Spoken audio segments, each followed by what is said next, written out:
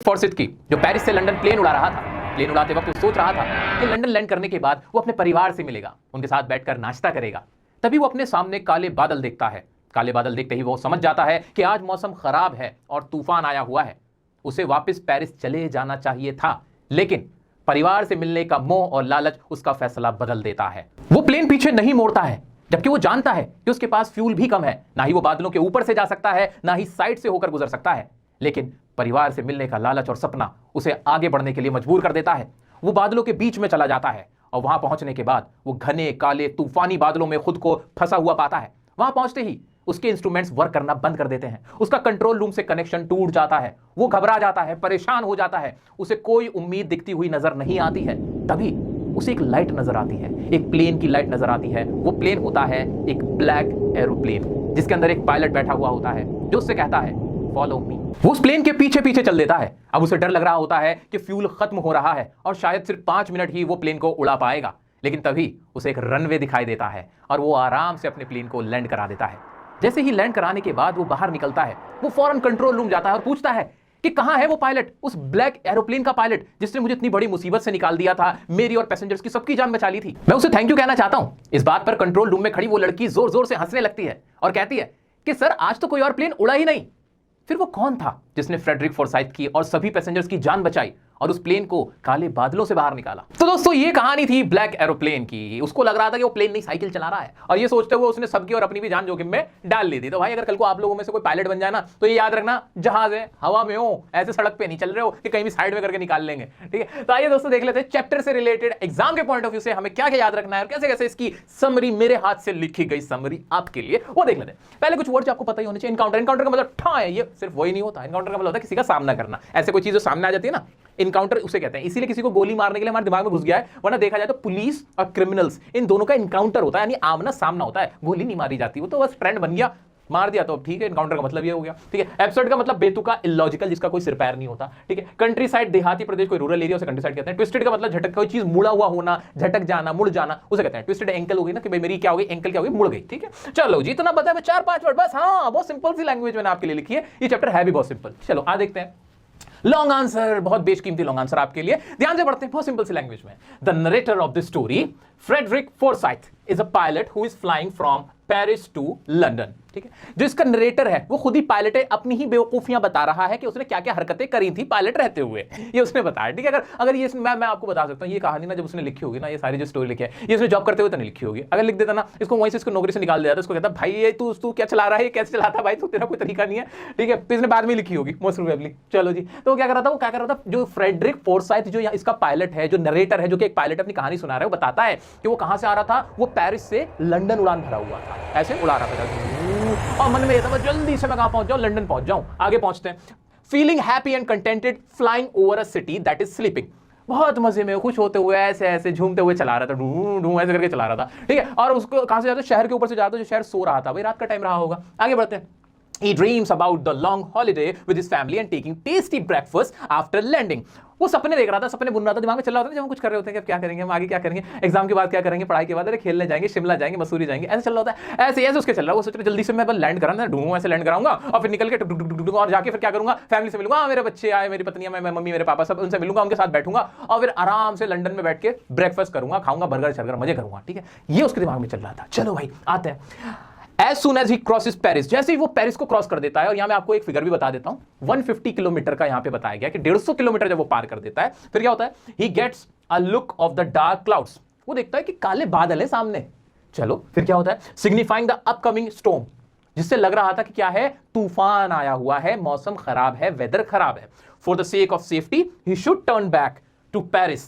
Safety के लिहाज से देखा जाए उसको क्या करना चाहिए, ऐसी सिचुएशन में क्या करना चाहिए था, उसे अपना जहाज ना वापस मोड़ लेना चाहिए था और पेरिस वापस चले जाना चाहिए था, ना कि लंदन जाना चाहिए था। लेकिन करता क्या है वो, he should, okay, Paris as he does not have enough fuel to fly up or around them, उसे पेरिस वापस इसलिए भी चले जाना चाहिए था क्योंकि उसके पास इतना तेल भी नहीं था, उसके प्लेन में इतना फ्यूल भी नहीं था कि जैसे बादल ही है, मैं यहाँ पे प्लेन चला रहा हूँ डुम डुम डुम, तो एक तरीका ये ना, बादल ये ऐसे ही साइड से करके निकाल दिया, तो उसके लिए थोड़ा लंबा आपको टर्न लेना पड़ेगा, ज्यादा चलेगा जहाज, ज्यादा फ्यूल खर्च होगा, उस पर फ्यूल है नहीं। ये एक और तरीका था, ये बादल है, इसके ऊपर से चला दिया और ऊंची उड़ा दी, तो बच के निकल जाऊंगा। इतना तेल नहीं था, इसलिए उसको क्या करना चाहिए था, उसे मोड़ना चाहिए था, वापस पेरिस ले लेता। ठीक है, लेकिन भाई कहां, उसके तो दिमाग में ब्रेकफास्ट चल रहा था, उसके मुंह में तो बर्गर चल रहे थे, बर्गर शर्गर खाने थे उसको तो। ठीक है, वो क्या करता है, बट ही थिंक्स अदरवाइज, वो कुछ डिफरेंट सोचता है। क्या अदरवाइज सोचता है? To fulfil his dream of being with family and having breakfast. वो क्या करता है, वो अपना ड्रीम फुलफिल करता है, उसका जो ख्वाब देख रहा होता है ना, अपने सपने देख रहा होता है, वो कुछ सोचता समझता नहीं है, और भाई साहब घुसा देते हैं, ले जाते हैं अंदर बादलों में, काले बादलों में, तूफान में। He risked the life of his passengers and heads straight into the storm. पता नहीं कैसे खुदकुशी करने का दिल हो रहा था उसका। बर्गर इतना जरूरी हो गया था? वैसे बाय द वे मजाक की बात है, बर्गर नहीं खाना था उसको, ब्रेकफास्ट खाना था। कहीं लिख के आ जाओ सर बर्गर खाना था फ्रेडरिक फॉरसाइथ को, तो इसलिए उसने जहाज निकाल दिया था अंदर। कहानी बदल जाएगी। ठीक है, ब्रेकफास्ट करना था, फैमिली के साथ से मिलना था, फैमिली के पास जाना था। ठीक है, ओके जी। फिर क्या होता है, अब वो क्या करता है, सीधा घुसा देता है। Everything gets dark and all the instruments stop working. हर चीज अंधेरे में घिर जाती है, हर जगह अंधेरा हो जाता है। भाई काले बादल में जाओगे, वहां पे कोई लाइट तो होगी नहीं, वो कोई डीजे तो बज नहीं रहा होगा, गाने चल रहे हैं, लाइटिंग हो रही है, नहीं। आप घुस गए लेके अंदर, अब भुगतो। अब वहां पे क्या था, अंधेरा छा गया था। उसके सारे हथियार जितने भी थे, instrument, hello hello over control, सब डब्बा, बिल्कुल खत्म, कुछ नहीं हो रहा था। कंपास अंपास सब डाउन, कुछ नहीं, सारे इंस्ट्रूमेंट जवाब दे गए थे। He lost control of the plane, पता ही नहीं चल रहा कहां जा रहा है, बस अंधेरा है, घुसा जा रहा था। ठीक है, और क्या होता है भाई उसके साथ, when he lost all the hope, he sees another plane flying next to him through the storm. जब उसकी सारी उम्मीदें, सारी उसने कहता है बुला ले, जा रहे हैं, आ गया टाइम, रेस्ट इन पीस। वो जब ये वाली तैयारी कर रहा था, अचानक उसको एक और प्लेन नजर आता है अपने बराबर में, जो कि उसी बादलों में से निकलता हुआ जा रहा है, काले बादलों में से, उसी तूफान में से। The anonymous pilot guided them out of the storm. वो जो पायलट था उस दूसरे वाले प्लेन का, उसको कहता है हेलो ब्रदर, क्या हाल चाल, इस तरीके से करके कहता है, ऐसे जैसे साइड में ना मेरे, ऐसे तो मैं हेलो, आजा मेरे पीछे पीछे आजा। वो इसको ऐसे बुला लेता है, इसकी तो सांस में सांस आती है, अरे बच गया, दूसरी लाइफ मिल गई। फिर क्या होता है, एंड डिसअपियर्स, वो उसको गाइड करता है अपने अपने पीछे, वो उसके पीछे जाने लगता है जैसे छोटा बच्चा किसी को फॉलो करता है। अरे भाई साहब एक मिनट, जरा जरा ध्यान से, हल्के हल्के चलाओ। लाइट जल रही होती है उस ब्लैक एरोप्लेन में, उस लाइट को फॉलो करते करते करते करते करते उस बड़े बादलों के झुंड से, जो कि ऐसे माउंटेन जैसे लग रहे थे, बड़े बड़े काले बादल, उनमें से वो निकल आता है। लेकिन अब भी उसको डर लगता है, क्योंकि उसके पास फ्यूल थोड़ा था। उसको ऐसा लगता है कि कहीं ये तो ऐसे लेके तो जा रहा है, पता नहीं कहां लेके जाए, मेरे तो फ्यूल खत्म हो जाएगा, डब्बा नीचे ऐसे नीचे बूम, उसको डर इस बात का। लेकिन वो जो ब्लैक एरोप्लेन वाला पायलट था, वो उसको बहुत बस 5 मिनट का उसके पास फ्यूल बचा था, 5 मिनट पहले ही उसको वो रनवे दिख जाता है। क्या दिख जाता है? रनवे दिख जाता है। और ये जो फ्रेडरिक फॉरसाइथ था, उस रनवे पे लैंड करा देता है। ठीक है, आगे बढ़ते हैं। After landing the pilot asks about the other plane. जो पायलट होता है वो कंट्रोल रूम में जाता है, अरे अरे बच गया मैं, पहले ये बताओ वो जो ब्लैक एरोप्लेन का पायलट था वो कहां है, मुझे थैंक यू बोलना, गले लगाना उसको। But he is left in shock to know that there was no plane in the sky except his. लेकिन उसके होश तब उड़ जाते हैं जब कंट्रोल रूम में खड़ी लड़की उससे कहती है, सर कौन सा प्लेन, आज तो किसी प्लेन ने उड़ान भरी नहीं, आपका ही दिमाग चकरा गया था जो बादलों में घूम रहे थे और सबकी जान के दुश्मन बन गए थे। आज किसी मौसम खराब था, किसी ने उड़ान नहीं भरी थी, जाओ यहां से। जब उसको ये पता चलता है वो तो घूम जाता है, फिर वो सोचता है फिर वो कौन था ब्लैक एरोप्लेन वाला, हेलो ब्रदर कह के मेरे को निकल लिया और मैं बच गया और सब भी बच गए। ये आपसे भी सवाल है, बताओ वो कौन था, कमेंट में बताना मेरे को, मैं भी सुनना चाहूंगा आप क्या क्या सोचते हो, कौन था वो। मैं नहीं था वो पायलट ब्लैक एरोप्लेन। मुझे ऐसा लगता है, मैं पर्सनल बताऊं, मुझे ऐसा लगता है वो एलियन था। चलो जी, तो ये स्टोरी थी, बड़ी प्यारी सी स्टोरी थी। इसके अंदर इतनी मजेदार स्टोरी, कोई डिफिकल्ट वर्ड नहीं है इसके चैप्टर में, कोई डिफिकल्ट वर्ड नहीं है, बहुत प्यारी प्यारी सी स्टोरी है, आसानी से याद हो जाएगी। इसके कुछ क्वेश्चन देख लेते हैं जो आपके एग्जाम में आ सकते हैं, पूछे जा सकते हैं, किस तरह से पूछे जाएंगे देख लेते हैं। आइए दोस्तों देखते हैं कुछ क्वेश्चन, एनसीईआरटी के क्वेश्चन बहुत अच्छे हैं इसके, वो देख लेते हैं। इसमें पूरी स्टोरी ही सम अप हो जाती है। I take the risk, what is the risk, why doesn't the narrator take it.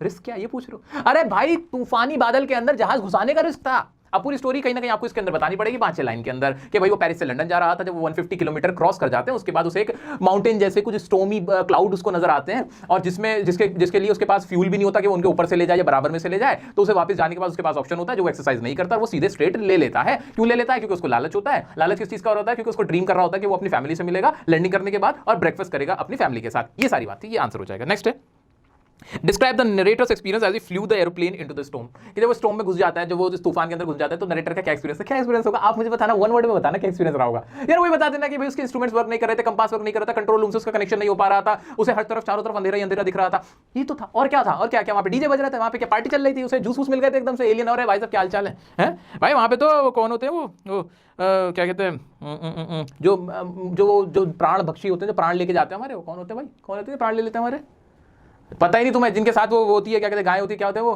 भूल गया मैं, तुम भी नहीं बता रहे हो।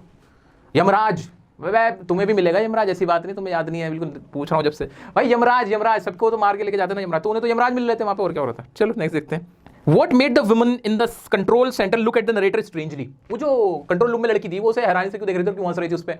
भाई क्योंकि वो कह रहा था वो दूसरा पायलट का है जो ब्लैक एरोप्लेन उड़ा रहा था और जिसने मेरी मदद करी, क्योंकि उस दिन तो कोई फ्लाइट टेक ऑफ हुई ही नहीं थी। ये तो बहुत अच्छी सा और प्यारा सा क्वेश्चन था। Who do you think helped the narrator to reach safely? Discuss this among yourself and reasons for your answers. ठीक है भाई, ये पूछ रहा है कि भाई कि जो नरेटर था उसकी किसने मदद की होगी? भाई मुझे लगा एलियन ने, आप कुछ और कह सकते हो। तो ये टोटली आप पे डिपेंड करता है आप इसका क्या आंसर करोगे। तो मुझे नहीं लगता कि इसमें अगर कोई समझदार सा टीचर होगा वो उसमें रॉन्ग करेगा, लेकिन एक लॉजिकल आंसर लिख सकते हो। तो एलियन तो मैं अपने वैसे फन वे में कह रहा हूँ। दरअसल ऐसा हो सकता है कि उसकी जो इमेजिनेशन थी, जो उसकी इनर स्ट्रेंथ थी, उसे उसकी वजह से ऐसा फील हुआ कि कोई और पायलट है। एक होता है ना जब आपको कुछ समझ नहीं आ रहा तो आप ऊपर वाले को याद करने लगते हो, तो आप अपना बेस्ट देने लगते हो, तो आपका माइंड उसी तरह से वर्क करने लगता है कि होता है ना जब पढ़ती आदमी के वो करता है, तो उसने अपना बस दिमाग चलाया, उसका दिमाग में ऐसा था कि कोई और पायलट है, जबकि कोई और पायलट नहीं था, वो खुद उसके मन में जो उसकी जितना एक्सपीरियंस था वो सारी चीजें उसने उसमें झोंक दी थी और जिस वजह से वहां से निकल के आ गया था। मुझे ऐसा लगता है ये आंसर हो सकता है। आपको क्या लगता है कि आंसर हो सकता है वो आप लिख सकते हो। ठीक है, तो एक पॉजिटिव सा आंसर लिख देना, ऐसा फनी मत लिखना कि नहीं वो तो यमराज थे, यमराज प्लेन उड़ा रहे थे, ऐसा कुछ मत लिख देना। हाँ, ये लिखना स्ट्रेंथ थी उसकी, इमेजिनेशन थी उसकी, या फिर उसका सेल्फ बिलीफ था, या फिर वो डरा हुआ था तो उसका पोटेंशियल निकल के आ गया था। इस तरह की बातें लिखना। तो दोस्तों ये दोनों ही चैप्टर, या कह सकता हूं मैं दोनों ही स्टोरी इस चैप्टर 3 की मैंने आपकी कंप्लीट करा दी है। अगर